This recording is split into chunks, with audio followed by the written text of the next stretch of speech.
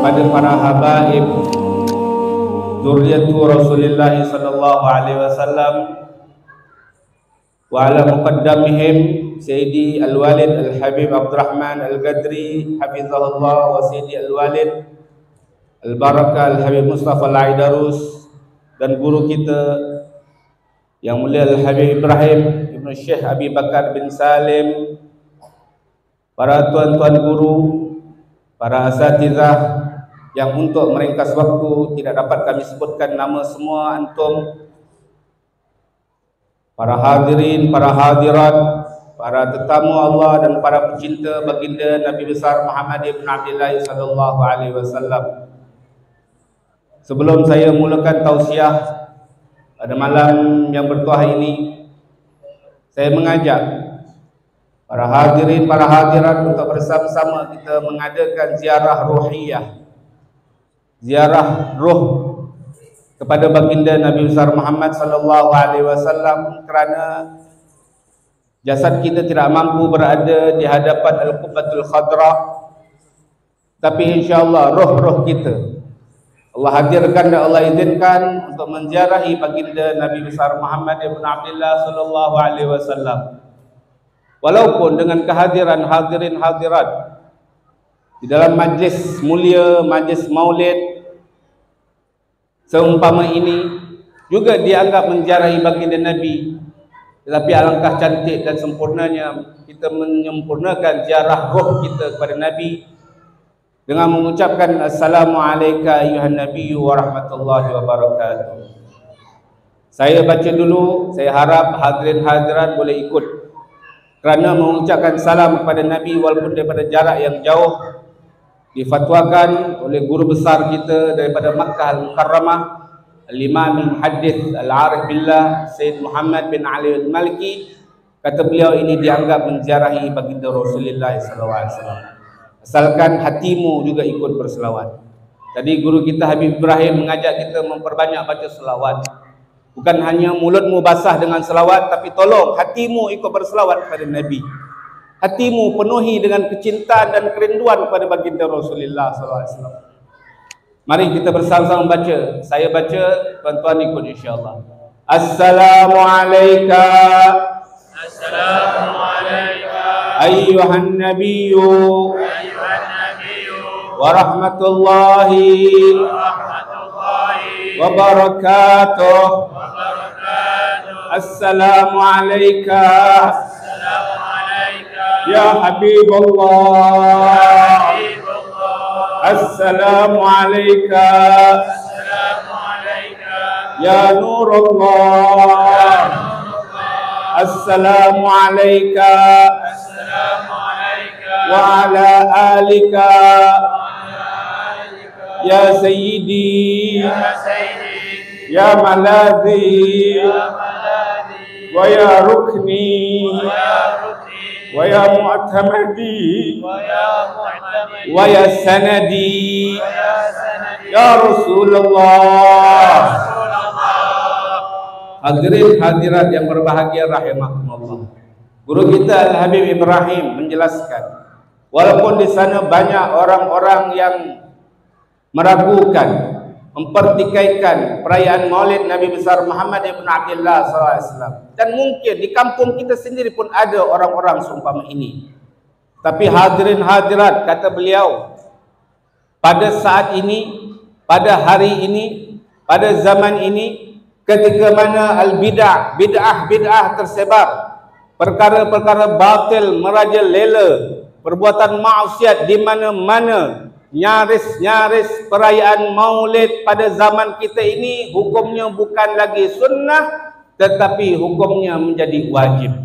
Kerana antara perkara yang terbaik, antara perkara yang paling efektif untuk memerangi perbuatan-perbuatan mungkar, untuk memadamkan api-api maksiat adalah baginda Nabi besar Muhammad SAW itu sendiri. Hadirin hadirat, tentu akan semakin sempurna majlis-majlis maulid yang kita adakan ini untuk memadamkan api-api kemungkaran, untuk memadamkan api-api maksiat. Andai kata majlis maulid ini mampu mengikatkan hubungan antara kita dengan baginda Nabi besar Muhammad sallallahu alaihi wasallam. Bukan hanya ikatan zahir, tetapi juga ada ikatan batin. Hadirin hadirat, Syekhuna al-Imam Al-Arif Billah Sultanil Alim Al-Habib Salim Ibn Abdullah Syatiri rahimahullahu ta'ala. Beliau di dalam doa-doa beliau di dalam bulan-bulan Rabiul Awal selalu berdoa agar Allah Subhanahu wa taala yarbutuna bihabibina Muhammad sallallahu alaihi wasallam rabtan la yanhal ba'dahu abada. Wahai Allah, simpulkan, ikatkan hati-hati kami ya Allah kepada baginda junjungan alam Nabi besar Muhammad sallallahu alaihi wasallam wa baraka alaihi wa ala alihi, dengan simpulan, dengan ikatan yang takkan pernah terurai untuk selama-lamanya. Hadirin hadirat, keterikatan umat dengan Nabi Muhammad bukan hanya dituntut secara zahir. Secara zahir sudah tentu. Bagaimana kita diajarkan guru kita Ustaz Ridwan untuk berpegang teguh dengan sunnah Nabi, berpegang teguh dengan siwak. Beliau sebutkan bagaimana Al-Habib Muhammad bin Abdullah Al-Haddar, dan beliau menyebutkan bagaimana para sahabat radhiyallahu anhum ajma'in di zaman Khalifah Umar ibn Al-Khattab berperang pun mereka digalakkan, diingatkan untuk tidak meninggalkan siwak. Kita dengar Habib kita menyebutkan tidak kurang daripada 60 hadis sahih hadirin hadirat, bukan hadis dhaif, di dalam kesunahan kita memakai kayu siwak. Ini adalah hubungan zahir, ikatan zahir antara umat dengan Nabi Muhammad sallallahu wasallam wa baraka alaihi wa ala alihi. Tetapi jangan lupa, di sana ada satu sisi ikatan batin, tali batin antara umat dengan Nabi Muhammad sallallahu wasallam wa baraka alaihi wa ala alihi. Hari ini alhamdulillah kita dilahirkan di negeri Islam, kita membesar di negeri Islam, kita tua di negeri Islam. Hadirin hadirat, kita melihat syiar Islam di merata tempat, di masjid-masjid. Munculnya masjid-masjid yang megah di negeri Melaka adalah syiar Islam. Ini tidak lain dan tidak bukan hubungan zahir, ikatan zahir antara umat dengan Nabi Muhammad sallallahu alaihi wasallam wa baraka alaihi wa ala alihi. Di dalam masjid ini banyak orang-orang yang mengamalkan sunnah-sunnah zahir, memakai kopiah, memakai pakaian-pakaian indah, mendengarkan maulid Nabi. Ini adalah sunnah-sunnah zahir. Tetapi di sana ada satu sisi yang sayang 1000 kali sayang. Banyak di kalangan umat telah terluput daripada sisi ini. Inilah dia yang menyebabkan Sayyiduna Abu Bakar As-Siddiq radhiyallahu taala anhu mengungguli para sahabat-sahabat lainnya. Kita tahu di dalam catatan sejarah tidak ada orang yang paling hebat di dalam berittiba, di dalam mengikut sunnah Nabi sallallahu alaihi wasallam dibandingkan para sahabat-sahabat radhiyallahu anhum ajmain. Mereka lah gunung ganang daripada sunnah Nabi Muhammad. Kita dengar bagaimana Abdullah ibnu Umar berjalan di sebuah pokok, walaupun pokok itu tidak ada di zaman Nabi ataupun tidak sama situasi di zaman Nabi. Ketika Nabi berjalan, beliau membongkokkan jalannya. Setelah kewafatan Nabi, jalannya pun membongkok kerana mengikuti sunnah Nabi sallallahu alaihi wasallam. Padahal ini sunnah dipanggil sunnah jibillah, bukanlah di dalam ilmu fiqh sunnah yang sangat-sangat dituntut, tetapi itu yang diajarkan oleh para sahabat radhiyallahu anhum ajmain. Walaupun mereka lautan sunnah Nabi Muhammad, tetapi mereka dikalahkan, mereka diungguli oleh seorang sahabat yang dikatakan afdalun nas ba'dal anbiya, manusia yang paling mulia, manusia yang paling suci setelah para nabi dan setelah para rasul, yaitulah Abu Bakar As-Siddiq radhiyallahu taala anhu wa ardahu. Dikatakan oleh Nabi sallallahu alaihi wasallam, ma fadalakum Abu Bakar bikasratis salah wala siyam. Abu Bakar telah mengungguli kamu wahai sahabatku, bukan kerana ibadah zahirnya banyak, bukan kerana sunnah-sunnah zahirnya banyak, walakin bi syai'in waqara fi qalbih. Akan tetapi Abu Bakar mengungguli para sahabat-sahabat yang merupakan lautan sunnah kerana sesuatu yang terletak di dalam kalbu Abu Bakar As-Siddiq. Dikatakan oleh para ulama usalihun, apakah yang terhias di dalam kalbu Abu Bakar? yang menyebabkan beliau mengungguli seluruh lautan-lautan sunnah, lautan-lautan ikatan zahir terhadap Nabi, tidak lain dan tidak bukan mahabbatuhu wa syauquhu ila sayyidina Rasulillah sallallahu sallam wa baraka alaihi wa ala alihi, cinta yang mendalam, kerinduan yang menggebu-gebu kepada Nabi Muhammad ibn Abdullah sallallahu alaihi wasallam, sehingga diriwayatkan beliau berkata di hadapan Nabi, ya Rasulullah, mahlilah ansaka hatta fil hammam. Ya Rasulullah, apa yang terjadi pada diri hamba? Hamba tidak dapat melupakan wajah paduka walaupun sedetik, ya Rasulullah. Walaupun hamba di dalam kamar mandi, wajah paduka sentiasa berada di pelupuk mata hamba, ya Rasulullah. Ini dia kepribadian Abu Bakar As-Siddiq. Beliau bukan hanya terikat dengan Nabi dengan simpulan zahir, tetapi dengan simpulan batin, sehingga dikatakan oleh para ulama sejarah, ketika mana hari kemangkatan Abu Bakar As-Siddiq radhiyallahu taala anhu menemu penciptanya Allah Subhanahu wa taala dan menyusul kekasih hatinya Sayyidina Muhammad sallallahu alaihi wasallam wa baraka alaihi wa ala alihi, tercium daripada jenazah suci beliau, dari mulut beliau bau seolah-olah daging yang dibakar. Hadirin hadirat, ternyata ketika beliau meninggal dunia, hatinya terbakar. Oleh ulama-ulama menjelaskan, terbakarnya hati Abu Bakar adalah terbakar oleh api kerinduan yang membara terhadap Sayyidina Rasulullah sallallahu alaihi wasallam wa baraka alaihi wa ala alihi, maka jadilah beliau afdalus syuhada, syuhada yang paling afdal di sisi Allah. Walaupun beliau tidak terbunuh di medan tempur, tidak terbunuh di medan jihad, tetapi beliau terbunuh oleh saifun, oleh pedang kerinduan terhadap Nabi besar Muhammad ibn Abdullah sallallahu alaihi wasallam wa baraka alaihi wa ala alihi. Kalau kita mengenal di dalam ilmu tasawuf, seorang tokoh tasawuf terkemuka, Al-Imamul Qutb Abul Abbas Al-Mursi rahimahullah, murid daripada Al-Imamul Qutb Abul Hasan Asy-Syadzili rahimahullahu taala. Beliau berkata, "Lau ghaba anni Rasulullah sallallahu alaihi wasallam tarfata ainin ma'adatu nafsi minal mu'minin."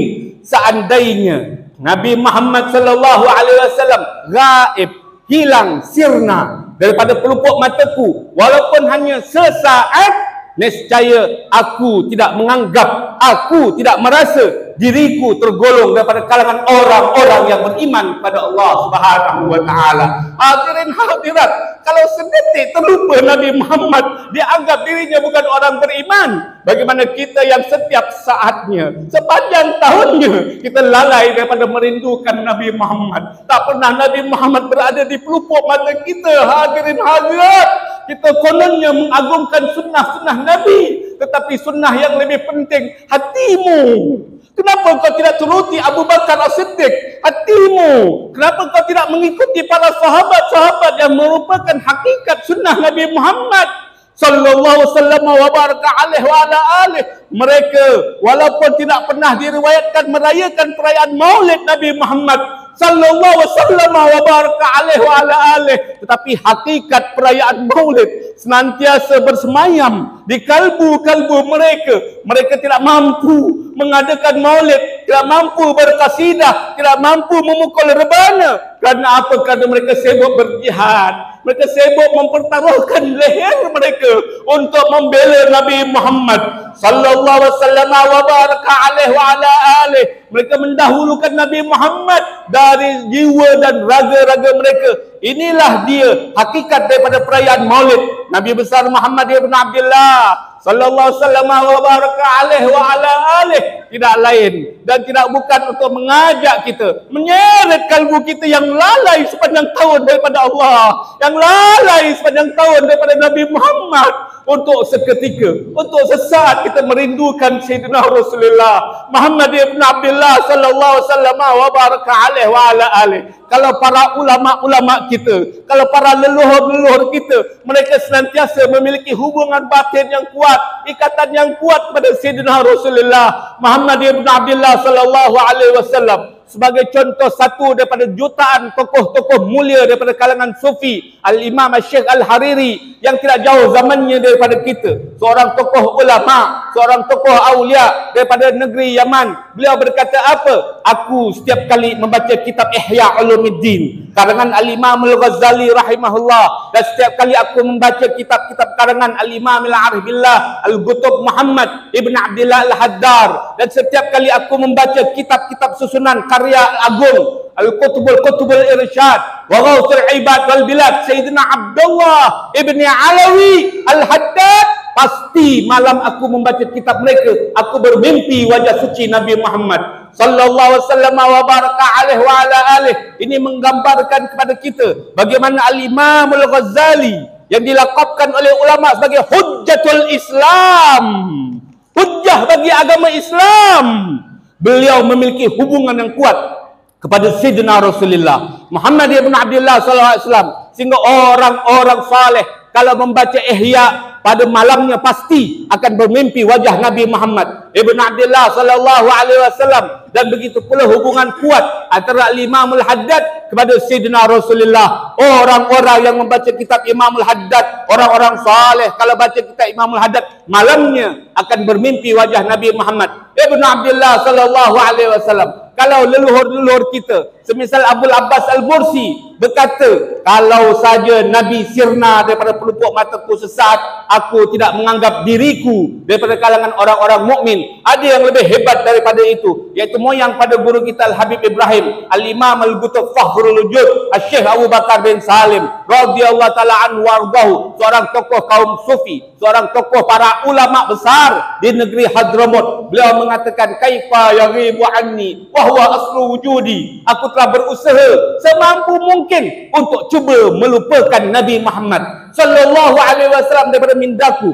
Aku cuba mencirnakan pelupuk Rasulullah daripada pelupuk mataku walaupun sesaat, tetapi ternyata aku tidak pernah berjaya. Aku tidak pernah mampu untuk cuba melupakan walaupun sedetik Nabi Muhammad sallallahu alaihi wasallam. Kenapa? Kerana baginda adalah aslu wujudi, punca asal kewujudanku, kata Syekh Abu Bakar bin Salim. Kalau kita berusaha semampu mungkin untuk cuba sesaat mengingat Nabi, separuh mampu belum tentu berhasil. Beliau berusaha semampu mungkin sesaat nak lupakan Nabi, tak pernah berjaya. Wahai Allah Subhanahu wa taala, dengan barakah maulid yang mulia seumpama ini, ya Allah, adkhilna fi dairatihim, masukkan kami ya Allah di dalam daerah-daerah orang-orang yang Kau pilih, daerah-daerah orang-orang yang Kau cintai ya Rabbal alamin. Wahai Allah, mudah-mudahan dengan perayaan maulid Nabi Muhammad sallallahu alaihi wasallam wa baraka alaihi wa ala alihi, umat yang selalu alfa kepada Nabi Muhammad, diingatkan kepada Nabi Muhammad, umat yang selalu lalai daripada Rasulullah, diingatkan kepada Sayyidina Rasulullah, hati-hati yang tidak pernah terikat, yang memiliki hubungan rohani dengan Nabi Muhammad, simpulkan hati mereka ya Allah dengan Sayyidina Rasulullah Muhammad ibn Abdullah sallallahu alaihi wasallam wa baraka alaihi wa ala alihi, rabban la yanhallu ba'dahu abada. Rabbi fanfa'na bi barakatihim wahdinal husna bi hurmatihim wa amitna fi tariqatihim wa mu'afatin minal fitani. Wa sallallahu alaihi wasallam ala sayyidina wa maulana Muhammadin an-nabiyil ummi wa ala alihi wa sahbihi wa baraka wa sallam. Wal afu minkum. Assalamualaikum warahmatullahi taala wabarakatuh.